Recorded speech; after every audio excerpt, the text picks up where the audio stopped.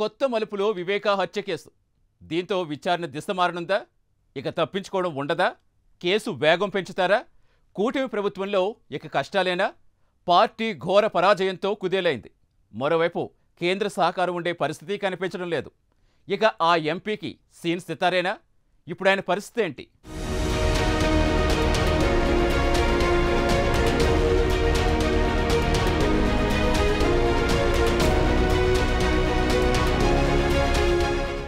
YS Avinash Reddy Jagan కు బాబాయ్ కొడుకు, జగన్ భార్యకు స్వయానా మేనమామ కొడుకు. దీంతో బంధుత్వం బాగా బలపడింది. 2014లో రాజకీయ అరంగేట్రం చేసిన అవినాష్ రెడ్డి కడప లోక్సభ స్థానం నుంచి వైసీపీ తరపున పోటీ చేసి విజయం సాధించారు. పార్టీ అధికారంలో లేకపోయినా జగన్తోనే ఉన్నాడు. 2019 ఎన్నికల్లో మరలా కడప పార్లమెంటు నుంచి పోటీ చేసి విజయం సాధించారు. తాజాగా మరోసారి కడప నుంచి ఎంపీగా గెలుపొంది హ్యాట్రిక్ సాధించారు.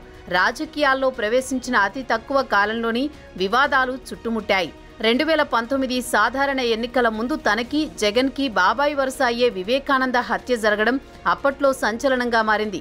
దీనిని రాజకీయ అస్త్రంగా మలుచుకున్నారు జగన్. 2019 ఎన్నికల్లో విజయం సాధించి అధికారంలోకి వచ్చింది వైసీపీ. క్రమేణా వివేక హత్య కేసు కీలక మలుపులు తిరిగింది. హత్యకు అసలు కారకుడు అవినాష్ రెడ్డి అని కేసులో ఉన్న ముద్దాయిలు చెప్పడంతో ఒక్కసారిగా అందరూ ఆశ్చర్యపోయారు. సొంత బాబాయిని ఎలా హత్య చేస్తారని జనాలు విస్మయానికి లోనయ్యారు. పైగా వివేకానంద కుటుంబ సభ్యులు కూడా అవినాష్ వైపే వేలెత్తి చూపడం ఇంకా సంచలనం కలిగించింది.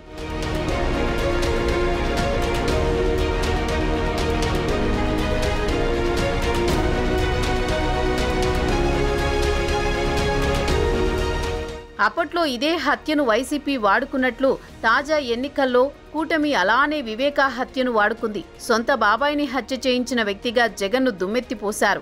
మరోవైపు షర్మిల కూడా సొంత అన్నపై ఆరోపణలు చేసింది. వైసీపీ ఓటమికి ఇది కూడా ఓ కారణమని రాజకీయ విశ్లేషకులు అభిప్రాయపడ్డారు. ఇప్పుడు ఏపీలో ఎన్డీఏ కూటమి అధికారంలోకి వచ్చింది.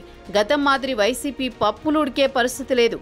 కేంద్రంలో బీజేపీకి సొంత బలం లేకపోయినా టీడీపీ ఎన్డీఏలో ఉండడంతో బీజేపీ ప్రభుత్వం ఏర్పాటు చేయగలిగింది. దీంతో ఇప్పుడు గతం మాదిరి వైసీపీకి కేంద్రం సపోర్ట్ చేసే పరిస్థితి లేదు.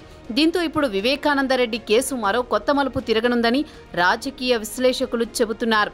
బీజేపీపై ఒత్తిడి తెచ్చి ఈ కేసును త్వరగా ముగించాలని టీడీపీ భావిస్తున్నట్లు తెలుస్తోంది. ఇప్పటికే కుదేలైన వైసీపీకి ఇప్పుడు అవినాష్ పరిస్థితి కుడితిలో పడ్డ ఎలుక మాదిరి అవుతోంది. ఈ కేసుకు సంబంధించి ఇప్పటికే అవినాష్ రెడ్డి తండ్రి భాస్కర్ రెడ్డి జైల్లోనే ఉన్నాడు. కేంద్రంలో అనుకూలమైన ప్రభుత్వం ఉన్నప్పుడే వైసీపీ ఈ కేసుకు సంబంధించి ఏమీ చేసుకోలేకపోయింది. ఇప్పుడు ఎన్డీఏలో టీడీపీ ఉండడంతో ఇంకా సహాయ సహకారాలు లభించే అవకాశం లేదు.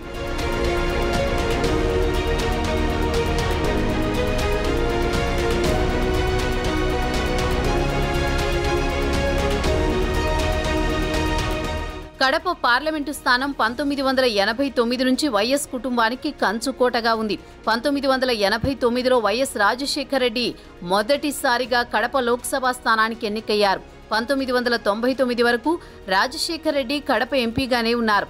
1999 ఎన్నికల్లో వైఎస్ రాజశేఖర్ రెడ్డి పులివెందుల నుంచి ఎమ్మెల్యేగా పోటీ చేసి విజయం సాధించారు. అప్పుడు తన తమ్ముడు వివేకానందరెడ్డిని కడప పార్లమెంటు బరిలో దింపి గెలిపించుకున్నారు. మరలా 2004లో కూడా కడప పార్లమెంటు నుంచి వివేకానందరెడ్డి గెలిచారు. ఇప్పటి వరకు కథ బాగానే ఉంది. 2009 ఎన్నికల నాటికి వైఎస్ తనయుడు జగన్మోహన్ రెడ్డికి రాజకీయాల్లోకి రావాలని కోరిక పుట్టింది. దీంతో అప్పటి వరకు కడప పార్లమెంటుకు ప్రాతినిధ్యం వహిస్తున్న వైఎస్ వివేకానందరెడ్డిని కాదని జగన్ కడప నుంచి పోటీ చేశారు. వైఎస్ మరణానంతరం జగన్ వైసీపీ స్థాపించారు. కానీ వివేకానందరెడ్డి మాత్రం కాంగ్రెస్లోనే కొనసాగారు. మంత్రిగా పనిచేశారు. తర్వాత వివేకానందరెడ్డి కూడా వైసీపీలో చేరారు. 2014లో జగన్ పులివెందుల నుంచి అసెంబ్లీకి పోటీ చేశారు. కడప నుంచి ఎంపీగా ఎవరూ ఊహించని విధంగా అవినాష్ రెడ్డిని పోటీకి దింపారు. ఇక్కడి నుంచే కుటుంబంలో కలతలు మొదలయ్యాయి.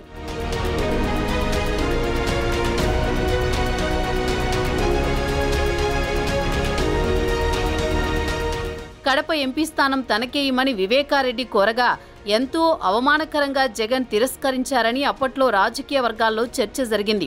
దీంతో వివేకానంద అసంతృప్తితో ఉన్నారు. 2019 ఎన్నికల నాటికి వివేకానందరెడ్డి జగన్పై సీటు విషయంలో ఒత్తిడి పెంచినట్టు తెలుస్తోంది. దీంతో అవినాష్ రెడ్డి ఆయన తండ్రి భాస్కర్ రెడ్డి వివేకానందరెడ్డిని హత్య చేయించినట్లు ఆ కేసులో ఉన్న నిందితుడు తర్వాత అప్రూవర్గా మారిన దస్తగిరి వెల్లడించడంతో అసలు కథ బయటపడింది. దీంతో ఈ కేసు అవినాష్ చుట్టూ తిరుగుతోంది. తన రాజకీయ స్వార్థం కోసం వివేకానందరెడ్డిని హత్య చేయించినట్లు వివేకానంద కుటుంబ సభ్యులు సైతం ఆరోపించడం కేసులో కీలక పరిణామంగా చెప్పొచ్చు. వివేక కుమార్తె సునీత డైరెక్ట్గా అవినాష్ రెడ్డిని టార్గెట్ చేసి తాజా ఎన్నికల్లో షర్మిలతో కలిసి ప్రచారం చేశారు. ఇప్పుడు మారిన రాజకీయ పరిస్థితుల్లో కేంద్రంలో టీడీపీకి పరపతి పెరగడంతో ఈ కేసు కీలక మలుపు తిరగనుందని రాజకీయ విశ్లేషకులు చెబుతున్నారు. చూడాలి మరి అవినాష్ పరిస్థితి ఎలా ఉంటుందో ముందు ముందు.